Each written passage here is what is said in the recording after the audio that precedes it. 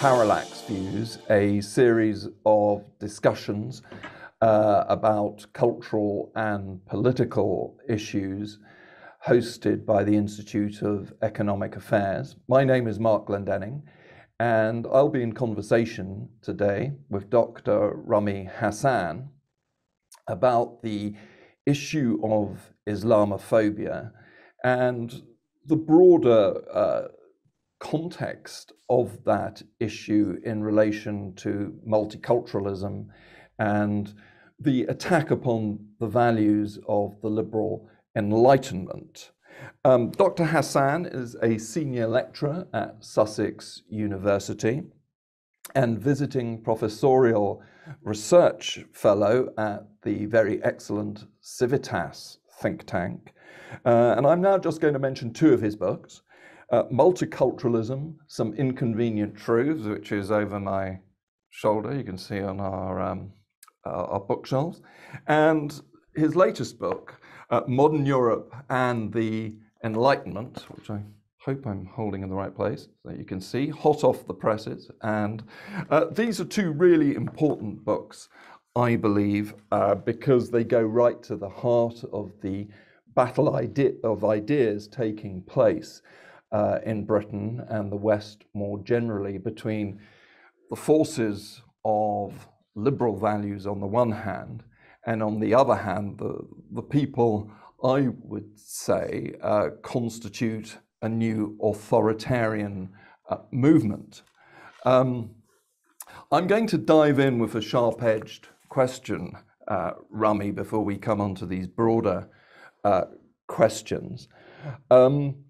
Which is, why do you oppose the attempt by the all-party parliamentary group to come up with a definition of Islamophobia?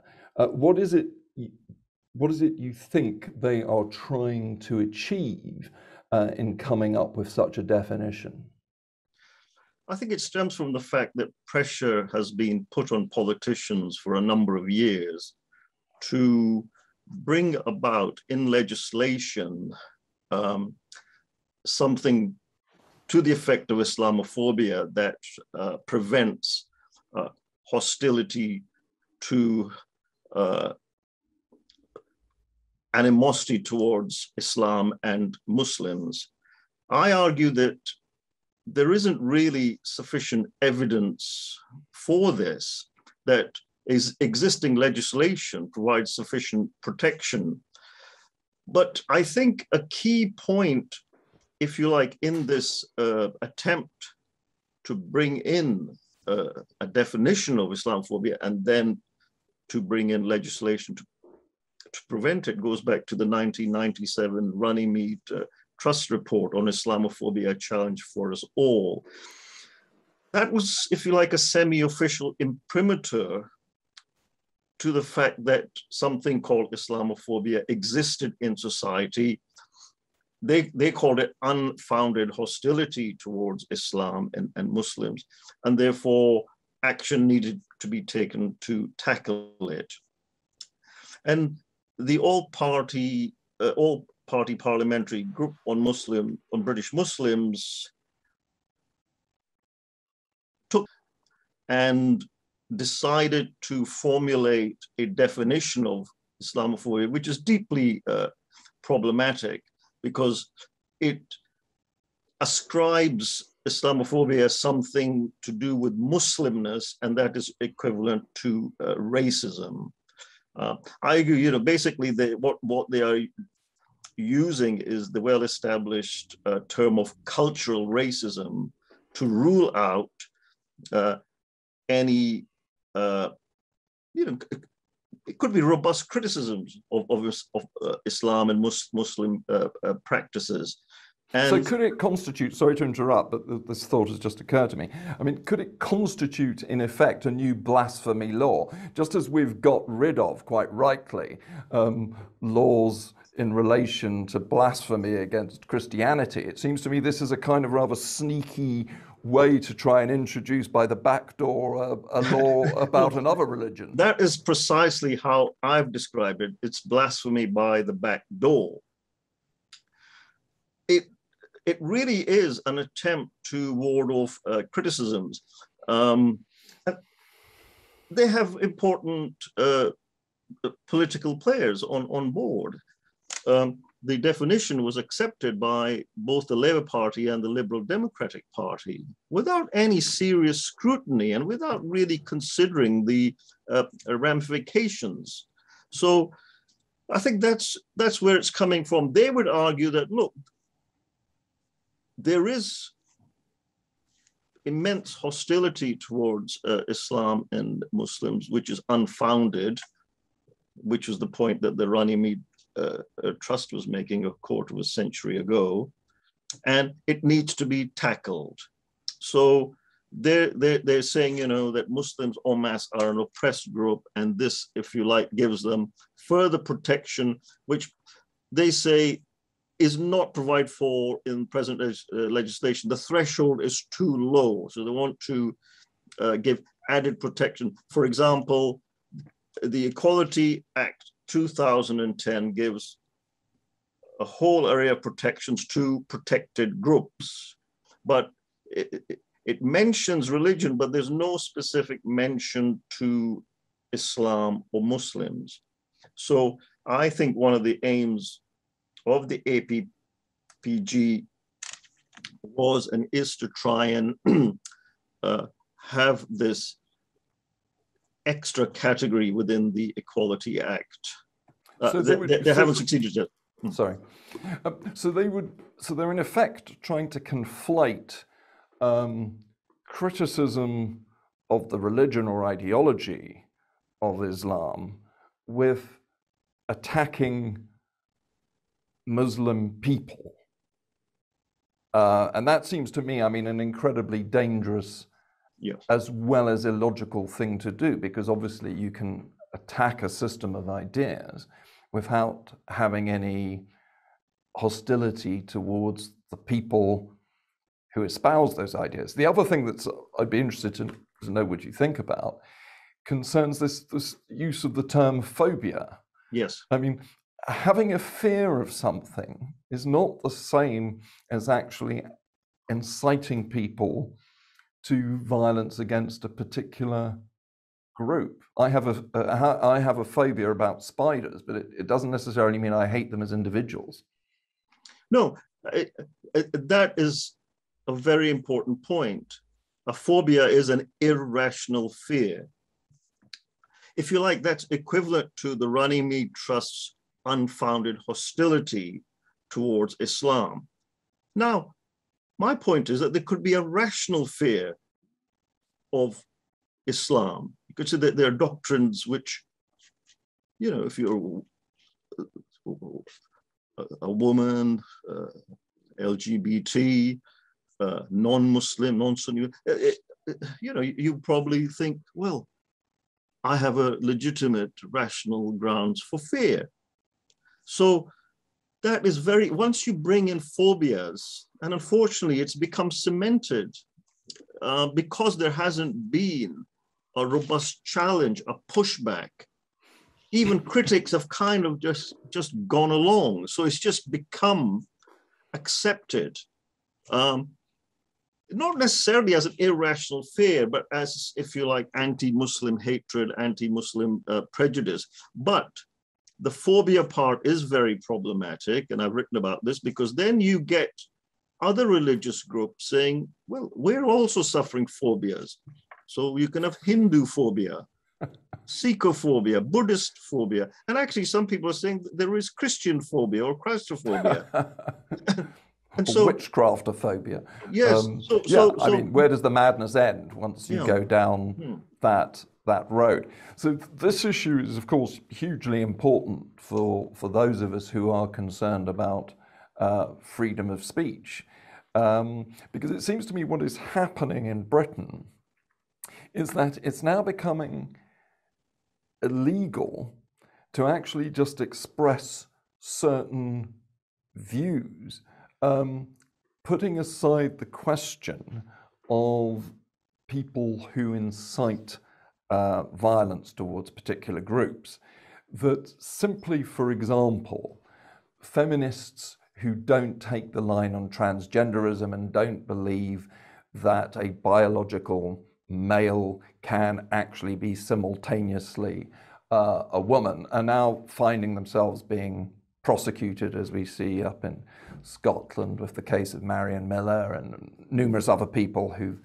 been arrested and interviewed by the police simply for expressing a specific opinion. Or indeed, there was the case of Christian preachers, numerous cases of Christian preachers who've been arrested for articulating their beliefs on homosexuality and Islam. I think there was also the case, actually, of some Muslim activists who have had various kind of court orders taken out against them to stop them organizing and distributing literature near schools in relation to transgender classes and that sort of thing with regards to their children. So there seems to me a very, very sinister departure taking place here from the liberal democratic idea that we should all have an equal right to express our views, whatever they are. Yes. So we're getting a quasi-state ideology emerging. You could say that, and the important point is, which in my submission to the all-party parliamentary group, I argued that this was a fundamental threat to freedom of expression, that because there are laws that prevent incitement to violence and violence. So we have laws, robust laws that do that. So what then is left is if laws that outlaw certain forms of speech. In modern parlance, this is considered hate speech. And I think this is the similarity between, let's say, the trans issue, that if you challenge the very recent convention, shall we say, I'm not sure it's a majority opinion, on trans rights, then you are expressing hate speech, and therefore you must shut up. You could call it, you're being transphobic. That's where the phobia comes in again. Yeah. So Islamophobia led the way, and you have transphobia becoming, if not overwhelmingly present in modern life, but increasingly so. But it's designed to curtail freedom of expression, and that, yes, is a threat to liberal democratic society. Freedom of expression is a fundamental pillar, and it's there in various laws and conventions that protect freedom of expression, and they're just being ignored. Yes, and I mean, I think it is that the key concept here is hate speech, because at one time the concept was directly linked to incitement to violence. If you go back to the original 1965 Race Relations Act, which made it illegal to incite hatred against different groups, and that was presented as being essentially a sort of public order measure because of Britain's changing demography. But now hate speech has undergone some extraordinary sort of transformation and meaning, whereby it can mean virtually anything in the wrong hands and can be deployed to try and shut down debate. So everybody is being accused now of hate speech. I mean, the comedian Roy Chubby Brown has been banned from appearing in Sheffield because the ruling party in Sheffield say he promotes hate without actually providing any evidence that he does. But they've simply attached this label of hate to him, and as a consequence, his right to perform in municipally owned theatres in Sheffield has been removed. I was wondering if I could move on now to my second question, which relates to your understanding of multiculturalist politics, its relationship to the politics of identity, and also in that context, if you could say something about your very interesting theory of psychic detachment. Yes. So multiculturalism is essentially the idea that and it relates to the West, where you had post-World War II significant numbers of migrants settling from developing countries who were invariably non-white. And they experienced racism, hostility, discrimination. That's an undoubted fact. To some extent, they still do. Now, multiculturalism was, if you like, well-intentioned to protect the cultures and religions of ethnic minorities. And so their cultures and way of life should be recognized, respected, and even celebrated. So you have councils celebrating, if you like, cultural and religious events of ethnic minorities in towns and cities up and down the country. And then we had this sleight of hand, which I referred to earlier, that if you did not like this, if you were critical or hostile to the culture of ethnic minorities, that was akin to being cultural racism. So that had an intimidating effect. But the dynamic of multiculturalism became segregationist, so that settlers began to choose to live in neighborhoods among their own, and they knew that their culture and religion would be protected, so they would have all manner of facilities available, so there were no restrictions on the right to practice religion, so you could have mosques, temples, gurdwaras, you could wear the attire you wanted. So you saw the rise of separate enclaves in towns and cities. And that set in store, if you like, the rise of identity politics or identity. So people began to identify more with the identity of where they came from, their home country from where they came from, their religion, their ethnicity, and their culture, more with the home society. Now, I tried to understand this, and I theorized this, which I labeled as psychic detachment. Something, it was this observation. I would observe, this is going back many years, back to the 90s, that where they don't necessarily have to be individuals within segregated neighborhoods, but I would think, you know, where you have these mini Bangladeshis, Pakistans, Somalias, or whatever, mini Mogadishus, whatever, I thought it's very curious that people living within these neighborhoods they're geographically located in UK, Europe, but the whole modus vivendi is that of their home country, and their thinking, their mind is rooted back home. And so they're detached. So I labeled this psychic detachment. So then I thought a bit more deeply about it. So, okay, let's try and break it down into different elements. So I said, okay, what is going on here? Then I think that I broke it down into three components. They could be criticized, but I thought as a working theory, I thought it does a reasonably good job. One, what I call normative detachment. You could call it ideological detachment, but I chose the word normative, less forceful, but just to say that people have different values, belief systems, and practices in a significant manner different to the norms of the host society.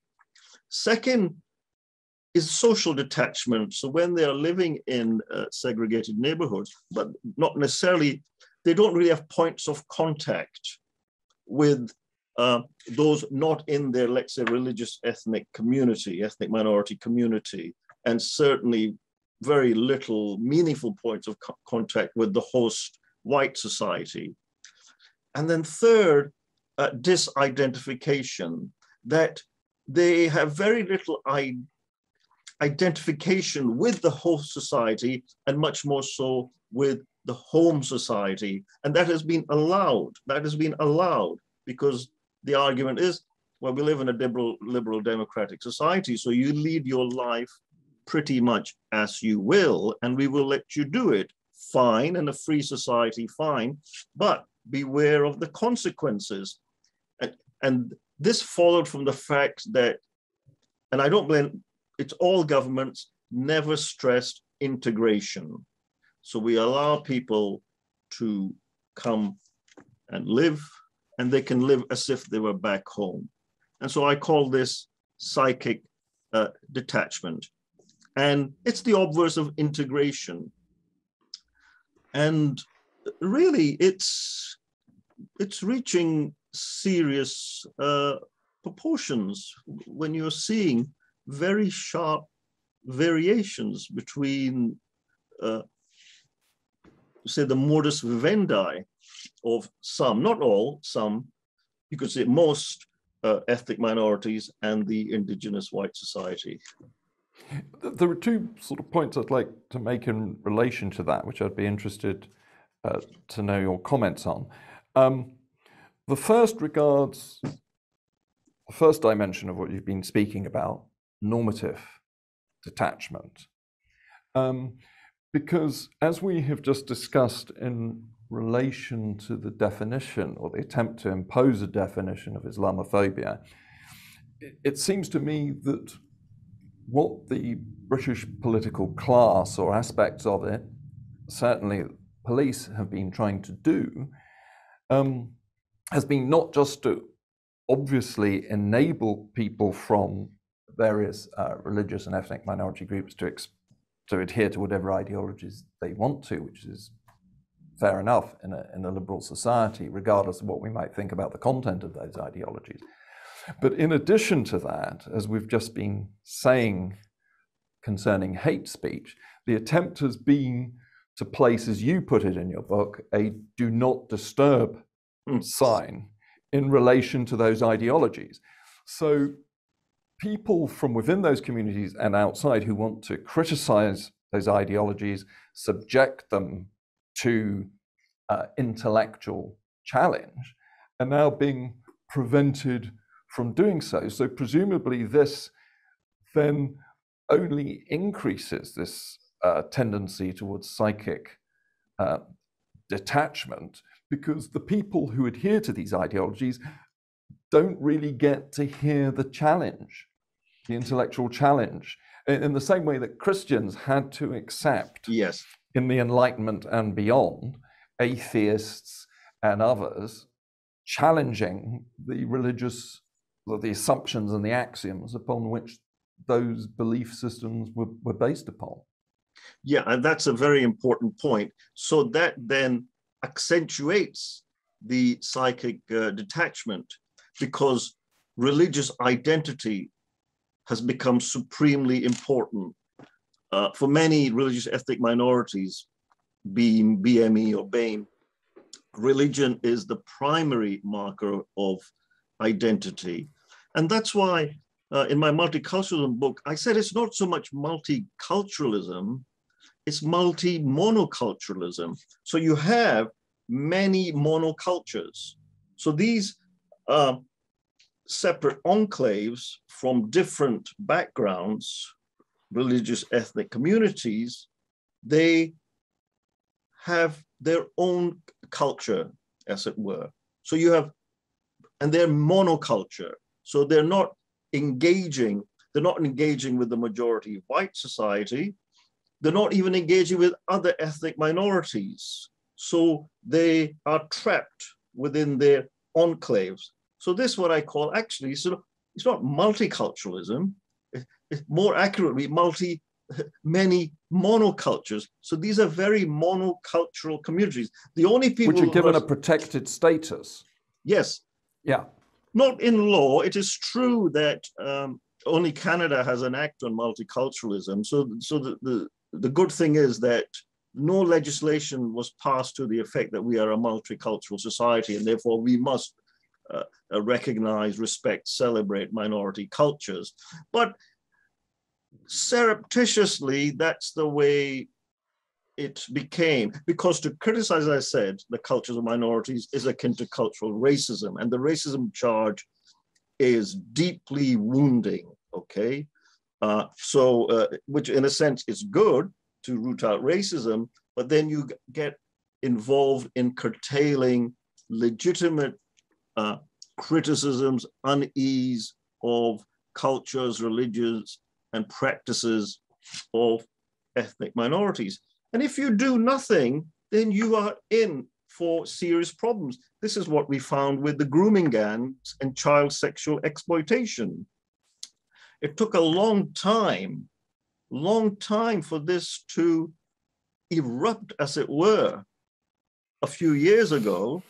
But basically, you had pretty much in the main Muslim men horrifically raping and amusing white adolescents, generally under 15 years of age. The Alexis, there's so many reports, the Alexis J report and Rotham highlighted this. It was absolutely shocking. And she said there was a conspiracy of silence because the authorities, the police, and the councils and the social workers, they kept silent because they were fearful of the charge of racism, Islamophobia. Jay made that absolutely clear, and later so did Baroness Casey. So these are establishment figures writing establishment reports, and they point out to this reality. So you had this horrific phenomenon of child sexual exploitation. I mean, exploited, massive abuse and violence against girls, adolescents, that went on for years on an industrial scale, because there was a do not disturb notice on these communities and the authorities did not disturb them. And the little girls were not listened to. I mean, it's a really damning indictment of the failures of multiculturalism, cultural relativism, identity politics. And this brings me back, sorry to interrupt, but to the second point I forgot, and which I want to make in relation to the important things you're saying. That do you think another dynamic is sort of kicking in, that dynamic that has emanated from the new left, which is the idea that people have a right not to be emotionally, psychologically unsettled, disturbed, offended. So that rights are no longer seen in the liberal sense of your physical safety and your right to communicate whatever it is you want to communicate, but that certain categories of people have a right to a sort of therapeutic state of freedom, as they would see it, which means that they have a right not to hear certain things, not to be challenged intellectually. And if you bring this therapeutic quality, which people like Dennis Hayes and others, who are people from the sort of traditional left, very critical of the new left, they claim this culture of safe spacery and therapeutic rights is coming together with the identity politics agenda of actually preventing debate, preventing certain views from being articulated. But this therapeutic right, by definition, can't be extended to everybody in the society. I mean, nor should it be. But it can only be given to certain groups. So it's very selective. Yes. And I think those advocating it, they have a paternalistic, and I would say well-meaning and well-intentioned outlook and motive, that they want to protect the vulnerable and the oppressed. So if there's a hierarchy, then ethnic minorities come at the top. Because of the history of racism and discrimination they suffer in the early period of migration. There's no doubt about that, okay? And then you begin to protect different facets of their life, because as I said, if you attack their belief systems, their practices, cultural religious practices, well, that's a form of cultural racism, and therefore that's harmful. So you are unsettling them, and they should be encouraged to be full members of society. So it's very paternalistic. So you're treating these people as infantiles. You infantilize whole groups of people. And now that is spreading, as I said, particularly now, I mean, I don't know when the trans issue, it's kind of just, it's like a volcanic eruption. It's just suddenly in recent years, I would say less than 5 years. I'm not an expert on this issue, but I do find it worrying because, again, what I'm interested in is maximizing freedom of expression. Which is protected in the Human Rights Act of the UK. Well, at least in theory, I mean, not in practice. But... well, it's in law, yeah. But... well, theory and practice, okay. That means that it's not being protected sufficiently. And then that's derived from the European Convention of Human Rights. And there is also a splendid parliamentary assembly of the Council of Europe resolution protecting freedom of expression, which says is the fundamentals of a democratic society. So we have laws and conventions in place. And my feeling is that these, and I do say others might disagree, that these well-meaning attempts to curtail freedom of expression so as to protect the vulnerable and the oppressed are now riding a coach and horses through this foundational right of a free society, which is freedom of expression. So I think it's just, it needs to be challenged. There has to be a pushback. Yeah. It must not become the norm, because, and we've had this certainly in regard to Islam, then you get into the realms of self-censorship. Oh, I must not go there. Oh, they have a do not disturb notice. And so this was the point that Michael Palin made. He thought it might be difficult to make Life of Brian now, which was made in the late 70s. And there were protests by Christian groups, some cinemas banned it. He thought it might be very difficult to make that film now. But he said a similar film about Islam It would take a very courageous producer and just director. What do you say? Yeah. Well, that's self-censorship. Yeah.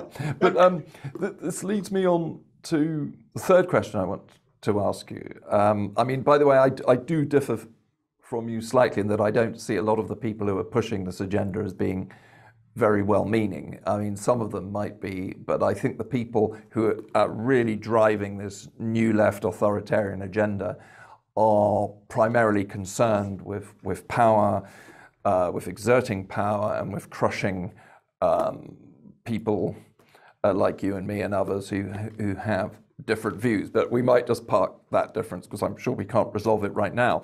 But we have differing views. Yeah, which is fine. Let's have a healthy disagreement on that. Yes, you might be right. I don't know. I don't have the evidence. I think, like any political movement, there are a wide variety of people, and they have different motivations.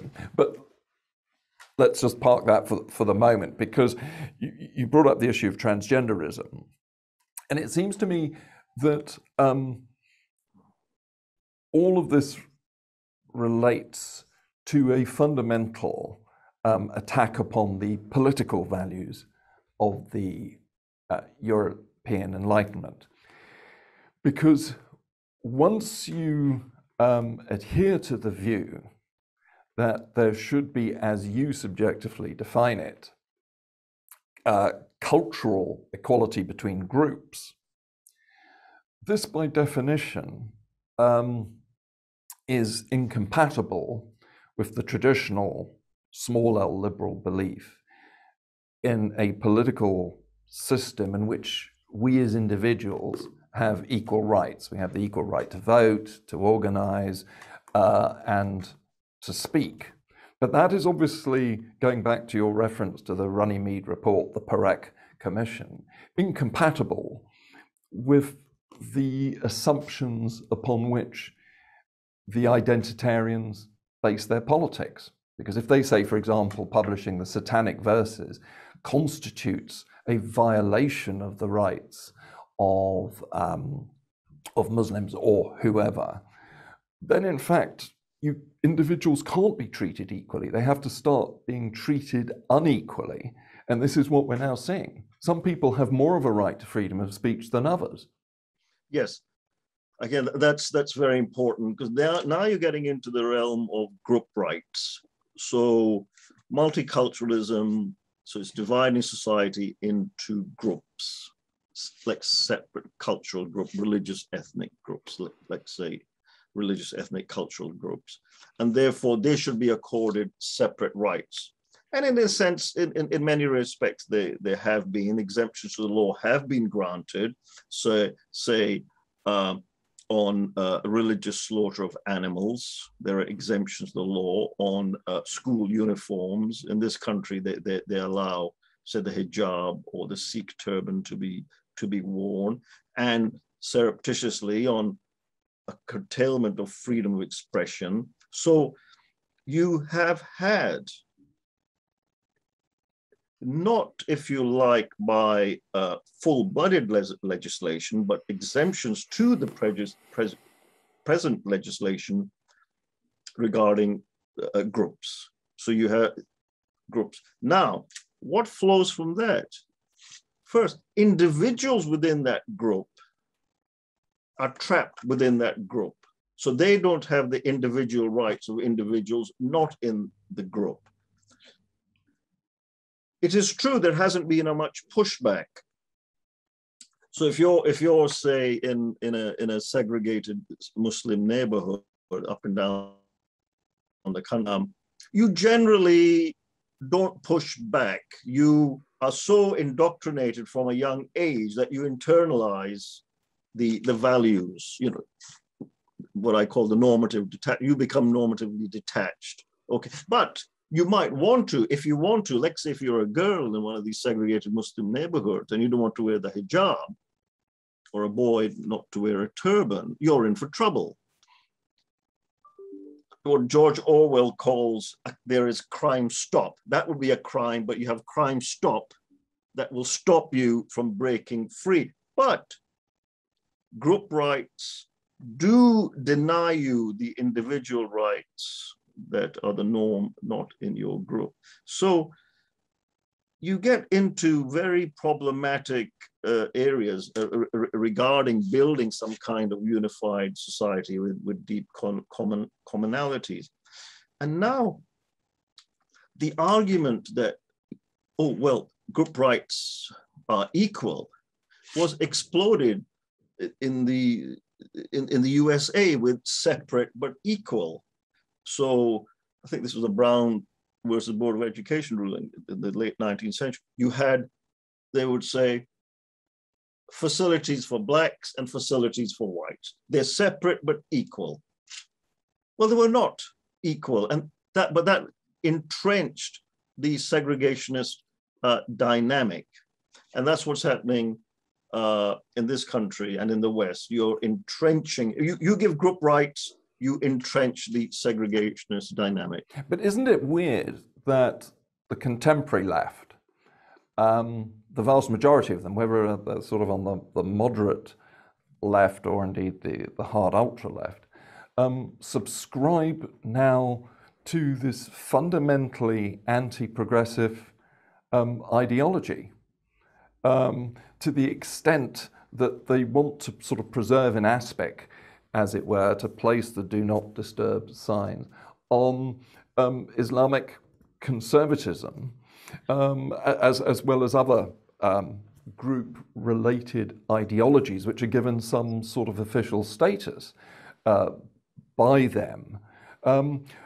Where has this come from? I mean, you refer to some elements of the new left engaging in a kind of third worldist ideology? Yes, it stems from the fact, basically, it seems to me that they are viewed as being perpetually victims and oppressed, and therefore they are denied agency. And so we white people have to protect them because they're victims, they're oppressed. So it is, as I said, very paternalistic. It's well-meaning and well-intentioned, as I said. We might disagree on this. No, not a problem, because there are genuine instances still of racism, overt racism, not as overt as before, and violent attacks on ethnic minorities that do take place. But which are against the law by definition. But exactly, but there are laws designed to protect it. But here's the paradox, because it's not just that you have the left, whether far left, center left, moderate left, you have liberals, and more importantly, feminists who, if you accept the do not disturb notice, particularly when it comes to Islam and Muslim groups, these are no-go areas for them, but they want to act as protectors, so they infantilize them, and they accept that all members accept their Muslim identity. So they are, if you like, molded into a group. So they don't deny, they deny agency to individuals which might be pushing back, which I think is why it is surprising. You know, we're probably into the third generation now of Muslim settlers that you haven't had the pushback. Where is the pushback of girls saying, I don't want to wear the hijab, I don't want the burqa. Well, this, conveniently leads me on to the last question I'd like to ask you, is as to whether you see any signs within the Muslim community of liberal pushback. Are there strands of thought within Islam that offer the possibility of a challenge to what those of us outside of that religion assume to be its very small c conservative orthodoxy? Are there signs of hope there for a Muslim reformation or an Islamic reformation and liberalization? No, it's a good question, very valid. Generally, I don't see these signs, and there is sufficient evidence to say that they don't exist. But without in-depth surveys and analysis, my view is that the Muslim settlers have accommodated themselves to modern liberal democratic societies. They've been given separate rights so they can practice their religion and culture without too much interference by the state and wider society. So they say, well, the wider society can just now get on. So we'll accommodate. Yes, we'll go and engage, shop in the supermarket and whatever if we have to, and have official, but we will lead our own psychically detached lives. And there haven't really been serious attempts. Tariq Ramadan, he, was it grandson of the founder of the Muslim Brotherhood, thought that Europe could be the fount of a reformist Islam, but I don't see it at all. Because if you look at surveys they've done, there was a very excellent program on Channel 4 5 years ago, presented by Trevor Phillips, called What British Muslims Really Think, based on very extensive ICM surveys. And basically the findings were very striking on many core issues, say over women's rights, gay rights, freedom of expression, attitudes towards violence and terrorism. There is a chasm between Muslims and non-Muslims. And the most worrying aspect of that survey was there were no significant differences along class lines and age. So you had younger Muslims having as regressive views as their parents or grandparents. So that tells you that, well, if there is a reforming Islam or Muslim movements that are reforming, where are they? Where are they pushing back against traditional reactionary doctrines, which incidentally are derived from the Quran? You know, the Taliban are not joking when they say all our laws, you know, we can show you, they're in the Quran, okay? Now we can debate interpretation in law is extremely important, but they have a valid point. So, and say, take, for example, in France, which has a secular constitution, it is a secular state. But last year, the IFOP conducted an extensive poll, and they found that 57% of young French under the 25 years of age prefer Sharia law over French law. That is astonishing, more than half of young French. And in Austria, in 2013, there was an opinion poll which shows almost 3/4 of Austrian Muslims prefer Sharia law over Austrian law. And so you ask yourself, I mean, these are significant majorities in modern Europe adhering to fundamentalist Islam. So you're getting this weird kind of coalition between the mainstream contemporary left, not the good old-fashioned social democratic, politically liberal left, but you're getting the contemporary left, political parties and NGOs and all this whole plethora of organizations, public sector bodies, sort of getting into bed in terms of a broad coalition with segments of the society that are very authoritarian and very, very conservative. And it's a strange but unsettling political development for people, regardless of their ethnicity, their religions, or their political backgrounds, who are, broadly speaking, liberals like us. Well, there is a political logic to this. It's unpleasant, but it's understandable. For example, in the 2017 general election, British religion in numbers, they found out that 85% of Muslims in Britain voted Labour, okay? And they constitute significant and often decisive percentages in many constituencies.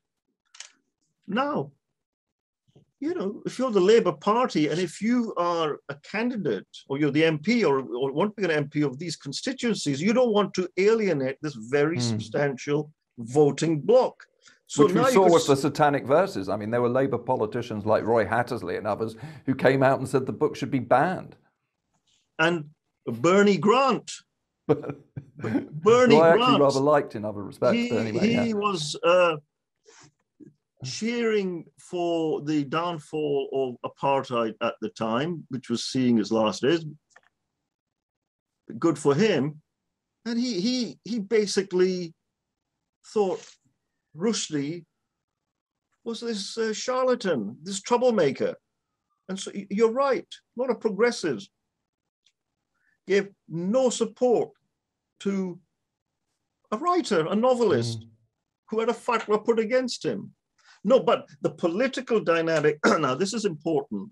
So multiculturalism, separate identities, enclaves, and then the cementing of regressive ideas, you know, high levels of psychic detachment, so it's markedly different from mainstream society, but you want their vote.